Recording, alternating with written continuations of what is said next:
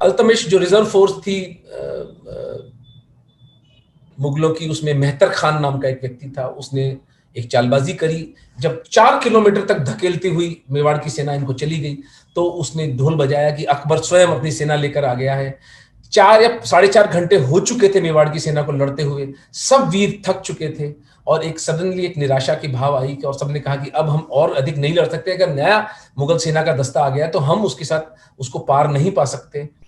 और एक एक करके मेवाड़ के वीर वीर गिरने लगे। सबसे पहले रामशाह तंवर, उनके बच्चे तीन, शालीवाहन, संग्राम और प्रताप एक नाम था उनका, वो तीन जने, तीन बच्चे और उनका पोता, ये पूरा परिवार वहां पर नष्ट हुआ, जो ग्वालियर के राजा थे। उसके बाद झाला बीदा, उसके बाद हाकिम खान सूरी।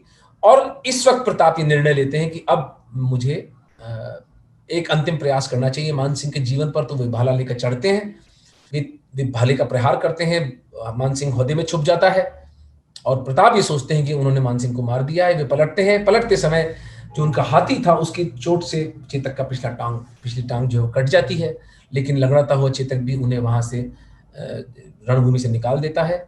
और ऐसी परिस्थिति में 150 से लगभग 200 मुगल प्रताप पर टूट पड़ते हैं।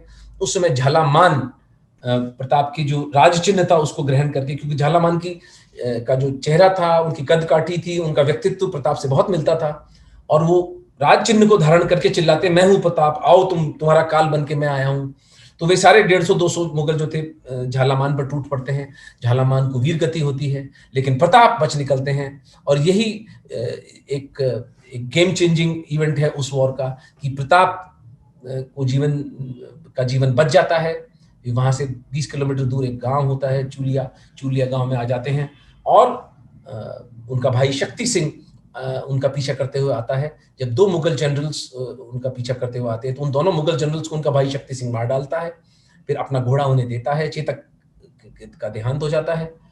चेतक की समाधि आज भी हल्दी घाटी के अंदर बनी हुई है, और वहां पर वे अपना घोड़ा देते हैं और गले लगते हैं दोनों भाई।